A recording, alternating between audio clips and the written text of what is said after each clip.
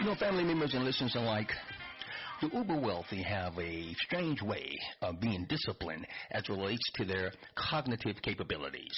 They always strive to push themselves. They always understand and overstand that they must obtain and maintain a definite major purpose. You know that average lifetime is far too short to permit any individual to achieve success in any calling without concentrating his or her efforts behind a definite major purpose. Once again, a definite major purpose. History clearly reveals that the men and women who are successful are those who have placed, believe it or not, all their eggs in one basket, and then they concentrate their major efforts upon the protection of that basket. Let me repeat that, because you were always told, don't put all your eggs in one basket. No, that's how conventional people think. Unconventional people, the less than 1% that control the world, they understand and understand that with a definite major purpose, yes, you do place all your eggs in one basket, and you concentrate your major efforts upon the protection of that basket. The uber wealthy are known as men and women with one-track minds because they have known where they are going, and they have required but one track to get there. Perhaps the most important function of self-discipline is to aid you in the development and maintenance of habits or thoughts which enable you to fix your attention upon any desired purpose and hold it there until that purpose has been attained. Anyone can quit when the going is hard, but a thoroughbred never quits until he or she wins. You see, success in all the higher brackets of individual achievement is reached by the application of thought power, properly organized, concentrated, and directed towards definite ends. Any power, thought or physical, is achieved by concentration of energy. I said concentration of energy. The greatest form of thought power is that which is developed by a mastermind alliance. Here, the power of many individuals, and their individual minds is blended into one and concentrated upon the attainment of a given objective, just like we do here in the Astros Wealth Institute. We say the right meridian, and we form one mastermind as we make Wall Street pay us right here on Main Street, and we obtain and maintain the appropriate shock level.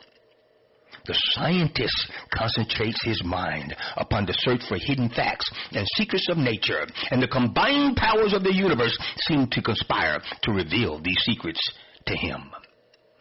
Militarists concentrate upon organized warfare, and through their search for new and more effective weapons, they uncover better means of production in industry and new formulas in chemistry, physics, and biology. Concentration of military power at a given point is the means by which victories are gained. You see, the principle of concentration is also the keynote of success in business and industry. I bring your attention to William Wigley Jr. I'm talking about the gentleman that made chewing gum famous.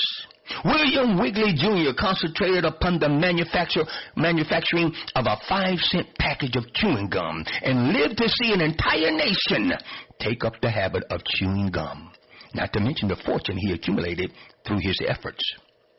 Then I bring your attention to F.W. Woolworth.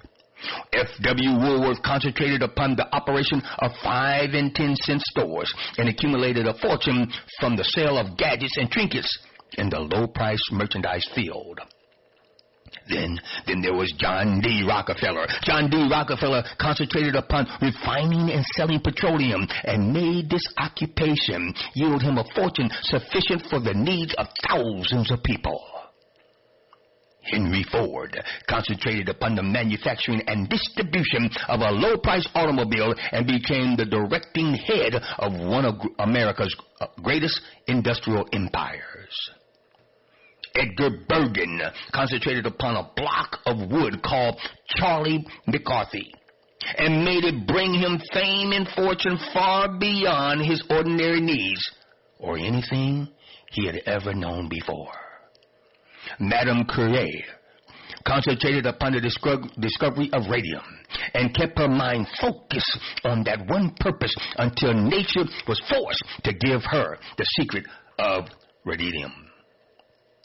The signers of the Declaration of Independence concentrated upon the desire for liberty and personal freedom for the people of the United States so effectively that liberty and freedom may someday become the common property of men throughout the world.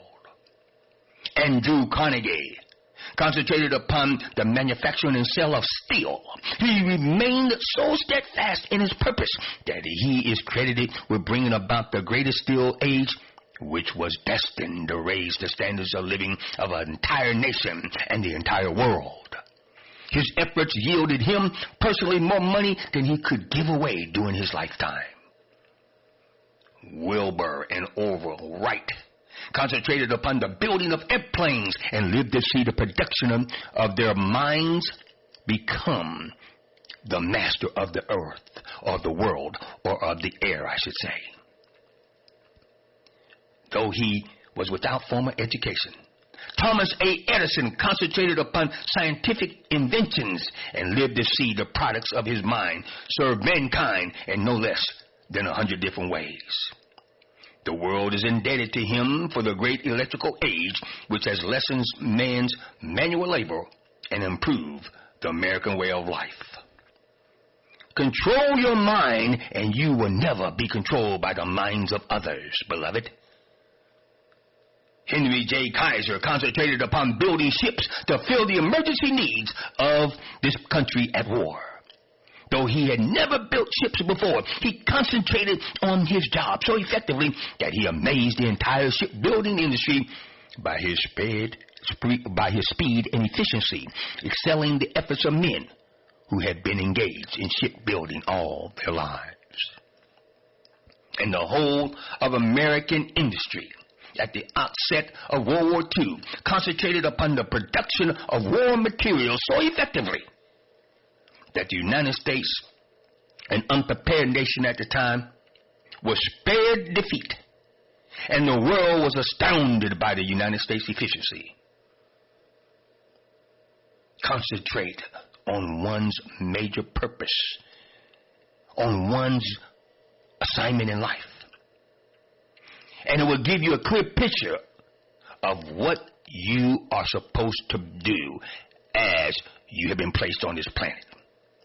The conscious mind is powerful, and it holds all that you need to succeed and thrive and not merely survive. This focus is called controlled attention. You need controlled attention to obtain and maintain your economic liberation. Controlled attention is the act of coordinating all of the faculties of your mind and directing them in a force that becomes a combined power to a given end. It is an act that can be achieved only by the strictest sort of self-discipline. Attention that is not controlled and directed may be nothing more than idle curiosity. The word controlled here, beloved, is the key to thought power. Now, you may achieve controlled attention by the application of the following 6 factors. Through the application of self-discipline. You must have complete control and a specific definition of purpose, the starting point of all achievement. Then you must have imagination, through which the object of one's purpose is illuminated and mirrored in the mind so clearly that nature cannot be mistaken. Desire, turned on until it becomes a burning desire that will not be denied at all. Next, faith. Faith in the ultimate achievement of your purpose. This faith must be so strong that you can already see yourself in possession of the object of your definite major purpose. Next, willpower. And that willpower needs to be applied continuously in full force in support of faith. And then last but not least, The subconscious mind. You see, the subconscious mind controls the behind, and the subconscious mind picks up the picture conveyed to it by the foregoing factors and carries it to its logical conclusion by whatever practical means may be available, according to the nature of your purpose. You see, effective concentration, beloved, or controlled attention, then requires that your attention be fully controlled and directed towards a definite end. Yes, controlled attention is the highest form of self-discipline, and you need it. You must have it. It's a prerequisite to obtaining and maintaining your economic liberation. Take heed to what I just conveyed to you, for we're about to go to work and analyze information that will allow you to get PAID, but you must implement and maintain controlled attention. Can you hear me? First deliberate broadcast from Earth.